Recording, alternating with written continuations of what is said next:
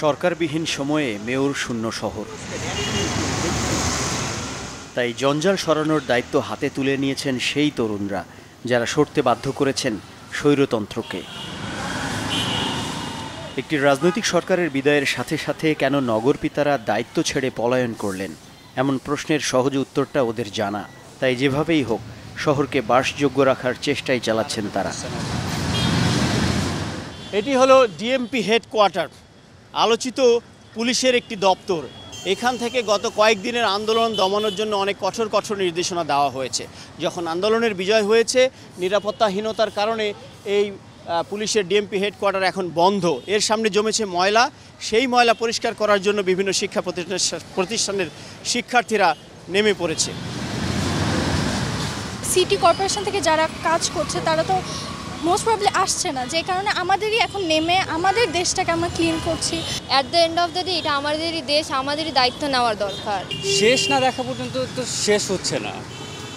ঠিক আমরা যতক্ষণ না দেশটাকে ঠিক পর্যায়ে নিয়ে না যেতে পারতেছি ততদিন আমরা কাজ করি। ওদেরকে শিক্ষা দেওয়া উচিত যাতে তোমরা দেশ স্বাধীন করছো, তোমাদের দ্বারা যাতে সুন্দরভাবে পরিচালিত হয়। জনসেবার বদলে টর্চার স্পট হয়ে উঠেছিল যে ডিবি অফিস, সেখানেও পরিচ্ছন্নতা কার্যক্রম চালিয়েছেন তরুণরা। কর্তাদের কর্মফলে এখন প্রতিষ্ঠানটি পাহারা দিতে হচ্ছে ছাত্রদেরই। সমস্ত যারা আইও আছে তাদের সাথে কন্ট্যাক্ট হচ্ছে ভিকটিমদের। আইওরা বলে দিছে এদের জিনিস এখানে আছে, সেফ আছে, আপনারা নেক্সট উইকে এখানে যখন রিফর্ম হবে তখন ওরা পেয়ে যাবে। 100 গ্রাম রাঁধুনি হলুদ বা মরিচের গুঁড়ার সাথে 2টি এবং 200 গ্রামের সাথে 4টি রাঁধুনি স্বাদ মিশালি ফ্রি।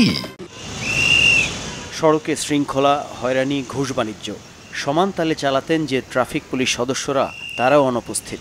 অপ্রশিক্ষিত তরুণ তরুণীদের তাই চেষ্টার কমতি নেই এমন কঠিন কাজে। মজার বিষয়, এই নতুন বাংলাদেশে তারাও কিন্তু কোঅপারেটিভ, মানে অনেক কোঅপারেট করছে তারা, তো we are really happy about it. Dhaka দক্ষিণ সিটি কর্পোরেশনের প্রাসাদ সম নগর ভবন, শহরের পরিচ্ছন্নতা কার্যক্রম তথা নগর সেবা দূরে থাক, স্বাভাবিক অবস্থাও নেই এখানে। গণঅভ্যুত্থানের মধ্য দিয়ে রাজনৈতিক পট পরিবর্তনের পর জনগণের জানমালের নিরাপত্তা না দিয়ে ভয়ভীতি থেকে হাত গুটিয়ে বসে আছে পুলিশ প্রশাসন। কিন্তু এই নগর ভবন থেকে তো জনগণের উপর গুলি চালানোর নির্দেশনা দেয়া হয়নি। তাহলে তারা কেন নগর সেবা বন্ধ রেখেছে? মূলত গত 15 বছরে সরকারি প্রতিষ্ঠানগুলোকে রাজনৈতিকীকরণের যে সংস্কৃতি গড়ে উঠেছে, তার ফলে এখানে যে রাজনৈতিক দুর্বৃত্তায়ন তৈরি হয়েছিল তারা পলায়ন করেছে, আর তাতেই অকার্যকর হয়ে পড়েছে একটি সরকারি সেবাদান প্রতিষ্ঠান।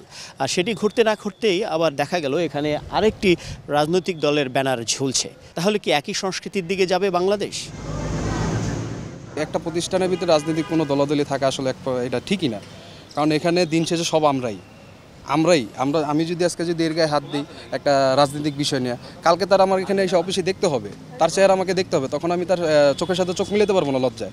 এই দুদিনে অরক্ষিত নগর জীবন আর ভাঙচুর অগ্নিসংযোগের পেছনে যারা দায়ী, তাদের থামিয়ে নতুন বাংলাদেশ গড়ার প্রত্যয় অদম্য তারুণ্যের।